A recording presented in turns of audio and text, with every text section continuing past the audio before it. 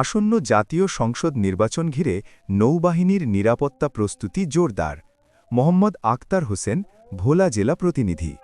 ২৯ জানুয়ারি, বৃহস্পতিবার।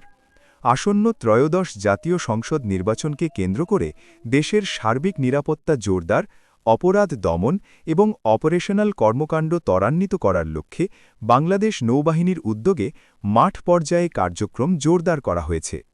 এরই অংশ হিসেবে কমান্ডার খুলনা নৌ অঞ্চল rear admiral AKM. Zakir Hossain, NDC, AFWC, PSC, Bhola জেলার বোরহানুদ্দিন পৌরসভা ভবন ও মডেল মসজিদে অবস্থানরত নৌ কর্মকর্তাদের কার্যক্রম পরিদর্শন করেন।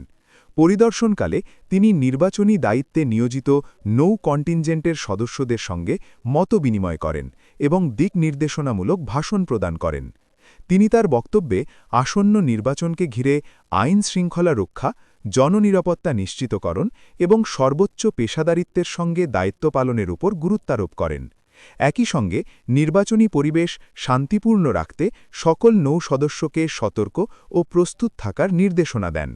বাংলাদেশ নৌবাহিনী অবাধ, সুষ্ঠু ও শান্তিপূর্ণ নির্বাচন নিশ্চিত করতে অন্যান্য আইনশৃঙ্খলা রক্ষাকারী বাহিনীর সঙ্গে সমন্বয়ের মাধ্যমে দায়িত্ব পালন করে যাচ্ছে।